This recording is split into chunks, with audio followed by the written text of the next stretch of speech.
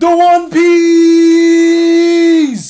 The One Piece is real! No, not really, but there was a character called Teach in this event, so I was constantly thinking of her in this light. Is that a flattering statement? Probably not, but it certainly is one of endearment. I suppose if we are comparing it to anime, we could also compare it to Full Metal Alchemist. Especially when we consider that alchemy effectively takes over a part of Tom's body. Getting a little ahead of myself with that one though. Exodus from the Pale Sea is a pretty fun and fairly enjoyable event. It is filled with cool and memorable characters. Love, debt, betrayal, loyalty, other buzzwords to make the event sound deep and meaningful. It's good stuff. And for the sake of me getting this video out with a swiftness, although I totally see this being delayed due to unmissable plans on my part, let's hop into the story of Thorns. Does he earn his place among the goated altars, or is he a fancy outfit? Find out in like 2 sections, cause we cover the lore and characters first here. Just skip to the event section if you want, the timestamps exist for a reason. So the lore registered trademark of this event is pretty nice and simple, really just building upon everything that has been built up in regards to Iberia, and jumping off into a story that doesn't involve the Abyssal Hunters. I know some of you will be thankful for that. Exodus from the Pale Sea takes place on the Salt Plains of Iberia. Salt Plains known as the Pale Sea. Yes, you could have learned that from the event title, and I did in fact say Salt Plains because I thought that's what they were called instead of Pale Sea. And I just said Spale Sea there, but I'm in Spain without the S. What was once an area rich with life has been reduced to this state following the profound silence. That great calamity that ended the Iberian Golden Age. But despite the inhospitable climate, people still eke out a living. The city of Aron, which I shall most certainly call Aaron or at some point Aaron if I am truly feeling spicy and lore unfriendly, is populated by the descendants of those who survived that calamity, and the Pirates of the Pale Sea. Both parties exist in a tense peace. Materials are scarce in this area, and as such, despite tensions being high for the most part, the two groups exist in an uneasy cooperation. Unfortunately, then the Inquisition, which is probably something that happens to a lot of Iberian residents. The Inquisition has had a presence in Aron for decades. Silver is an old Inquisitor, one who discovered the town sinking towards complete moral decay and made it his life's mission to uphold order, putting a stop to the cannibalism that seeped its way in due to lack of food, and setting up trade systems to give people some hope. Unfortunately, despite his best efforts, the town continues to decline. Everyone who lives in the town is growing old. Those young enough to leave have left. Things are mostly stable due to Silver being very reasonable for an Inquisitor. Once again, unfortunately, another Inquisitor is coming along to make things noticeably worse, although we can discuss him later. Finally, Cuna de Nene, or La Conquista as it was originally known, the pirate crew that lives within the Pale Sea. The legacy of this pirate crew traces its origins back to Iberia's Golden Age.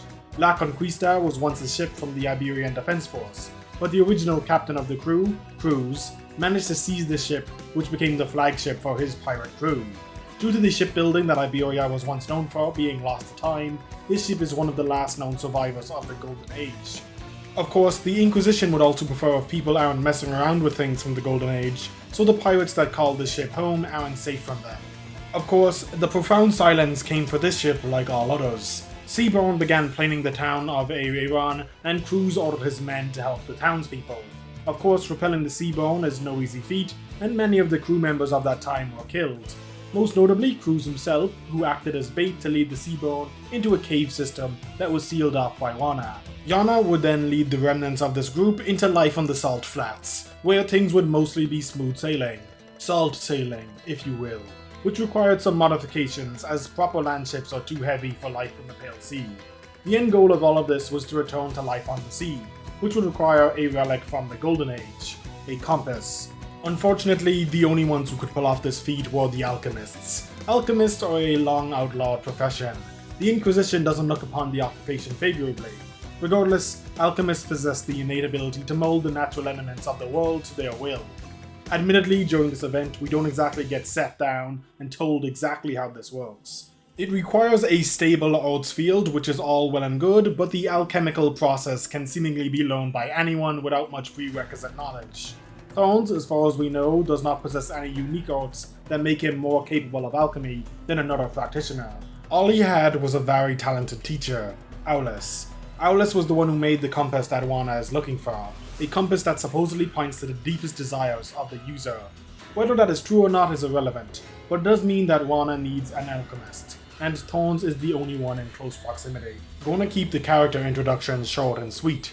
Not a ton to go through as the cast is quite small, and most of the pirate crew, despite having names, can be succinctly described as Pirate Crew Number 1 to 45,000.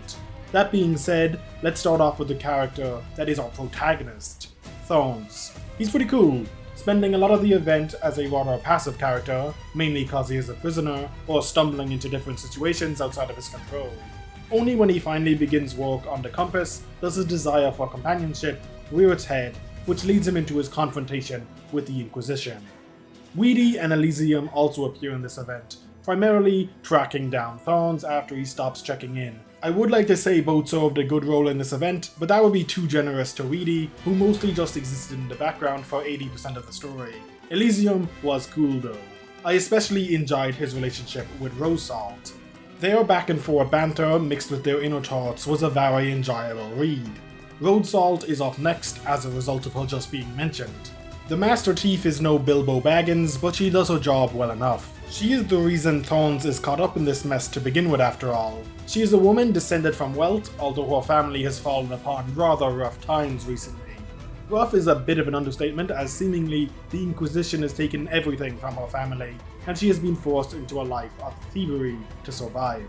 She is the one who acquires the compass for Juana, and brings the wrath of the Inquisition down upon the Pale Sea. But in her heart, she's good, willing to stick her neck out for the people around her when push comes to shove, and is deeply appreciative of those who look after her. Not that she will show that side of herself if she can help it. She also commits a little bit of grave robbing when she relieves a not quite dead Thorns of some of his belongings. Juana is the captain of La Conquista and an all-round pretty great person, raising orphans, protecting and providing for her people, calling people good boys, mommy. It's pretty great stuff.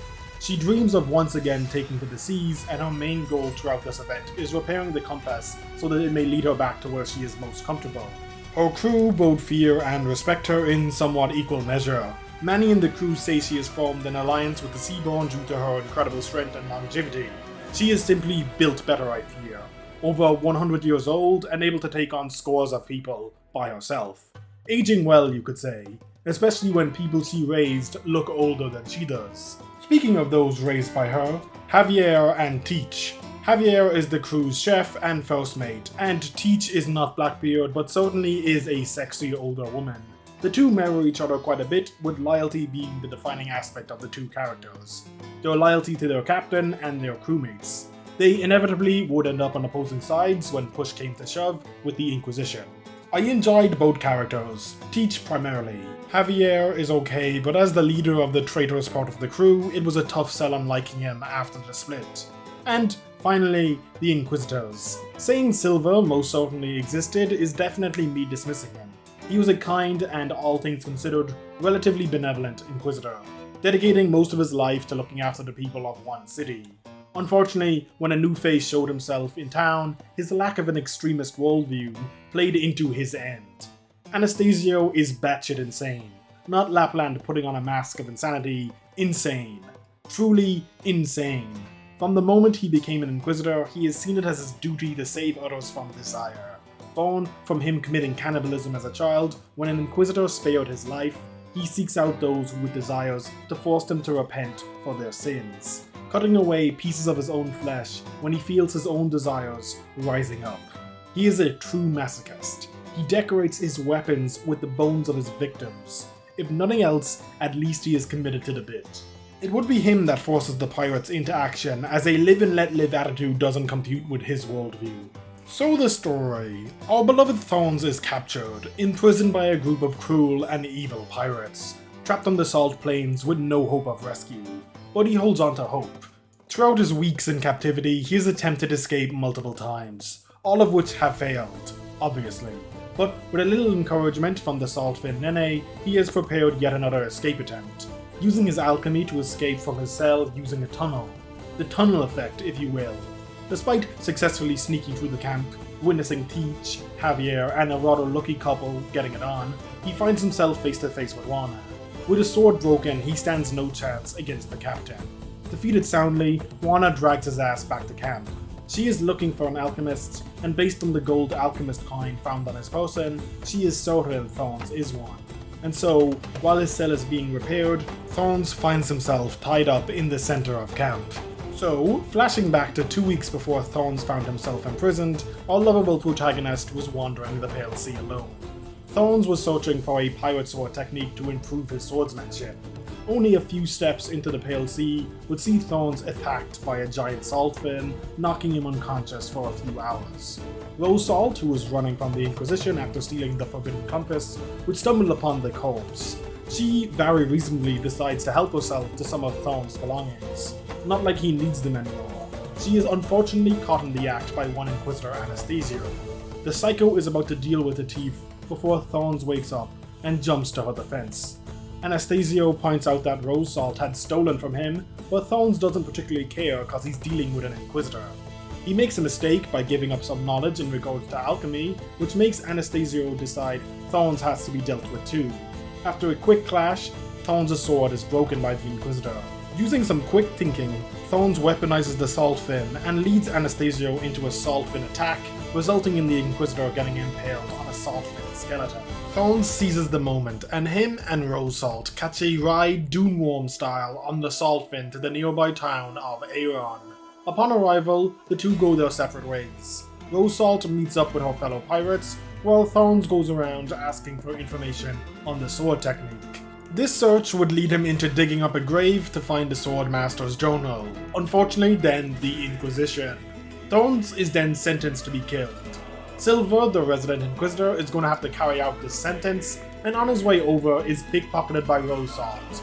And as such, our unlikely duo is once again in need of rescue.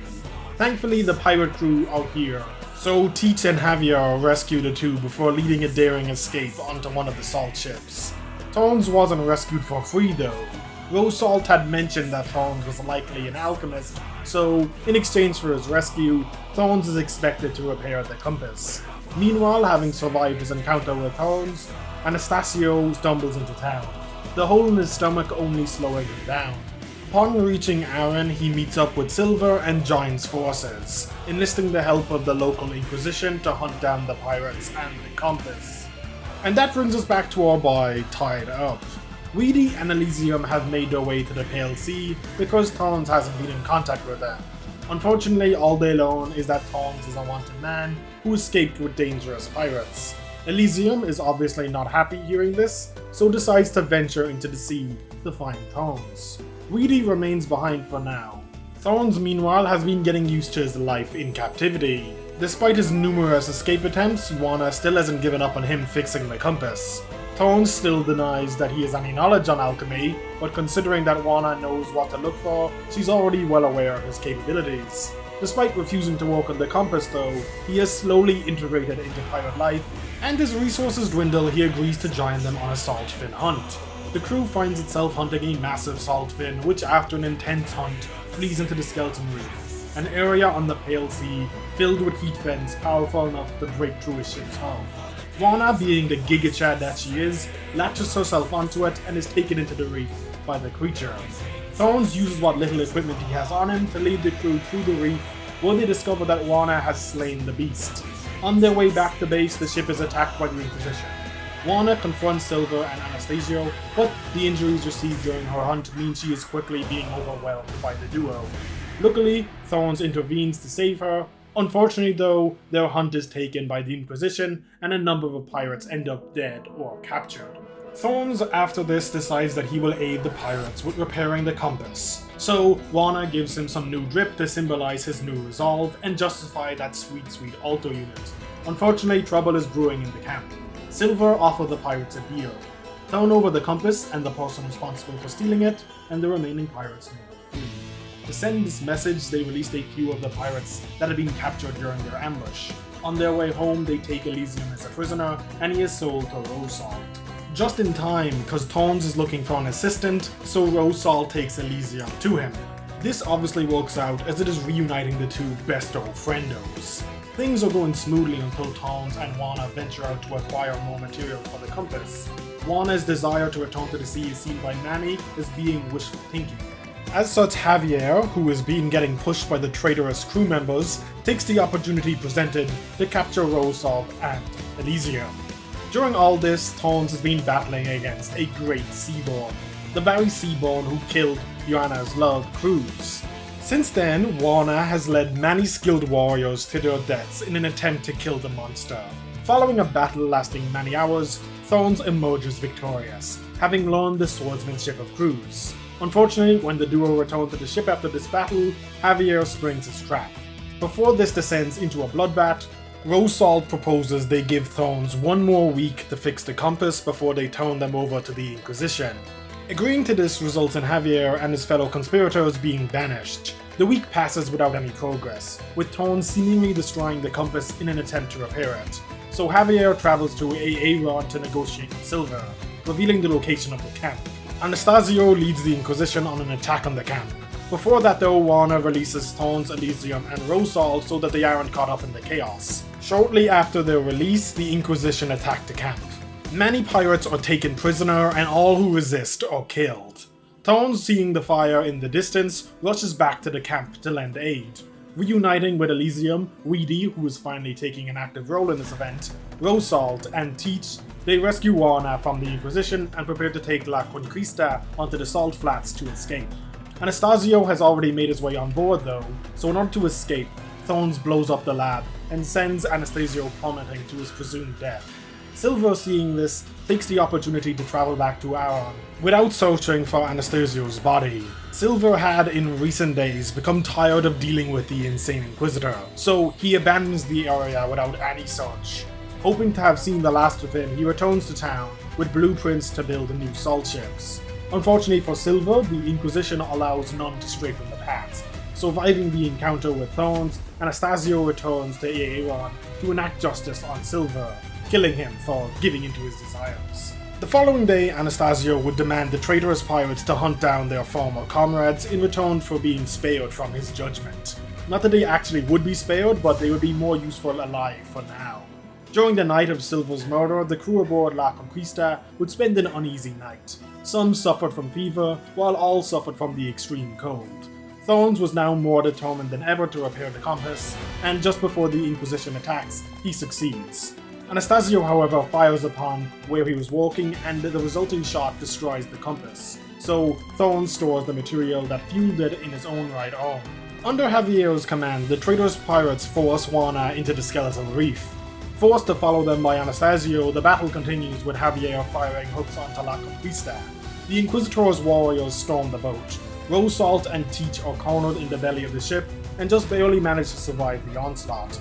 Juana, meanwhile, counterboards and begins to lay the beatdown on the traitors, at one point splitting one in half with that wheel she carries. Meanwhile, Elysium and Oidi keep the ship going, preventing it from collapsing under the strain of the Inquisitor's attack. Thorns confronts Anastasio one final time, and despite learning new swordsmanship skills, is put on the back foot rather quickly. The compass stored in his right arm allows him to predict the steam bursts from the reef, and by combining that with his attack, he almost overpowers Anastasio. But unable to overcome Anastasio, Thorn makes a bold play, jumping into the steam vents to convince Anastasio he was dead. This somewhat works, and Anastasio contemplates killing himself, having failed to get one of his victims to repent. Thorns uses this moment to reveal himself. Having protected himself with the power of the compass, he slices through Anastasio's neck, killing the Mad Inquisitor, for real this time. Javier, meanwhile, has been beaten down by Juana, finally owning the respect of the traitorous crew and putting a stop to their attempt to kill the La Conquista. The Inquisitors, after learning their leader has been defeated, choose to retreat and return to Aaron. Juana offers the traitors one last chance to follow her out to sea, and some choose to return to the crew, but many of those who left follow Javier back to Aaron. Rosal makes her departure from the crew now too. She never intended to follow them out to sea, and chooses now as a good time to make her departure. She would end up traveling to Colombia after this, so hopefully she makes some money there. Elysium likewise plans to return to Rhodes Island, while Weedy stays behind to learn more of Iberia's shipcraft. Surely she will get an altar out of this in a sequel event. Javier and his crew end up selling their ship for some cash, but get ripped off in the process. It doesn't seem likely that we will ever see them again, and that is potentially a good thing. Thorns, meanwhile, becomes the new captain of the ship. Having acquired the powers of the compass, he will now lead the crew to their heart's desire, the sea. But the event ends on a rather chilling note. The remnants of a man and Seaborn devouring each other on the salt plains. Anastasio and the Seaborn that devoured crews, seemingly. Will something come out of this? Who knows, but it is likely that this new amalgamation of man and Seaborn shall return again. And that is Exodus from the Pale Sea. Is it peak? Well, that depends on your definition of peak. It's pretty solid. The cast is somewhat bloated when you consider the generic NPCs that make up Javier's crew, but that is really nitpicking on my part.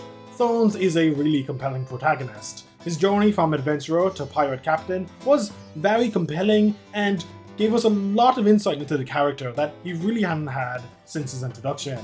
He had to accept the part of himself he abandoned in regards to his alchemy in order to save those around him, only truly succeeding by using his body as a vessel for it. And as such, he can use that which was taught to him by Aulus in his own way, free from the corruption of that teacher's teachings.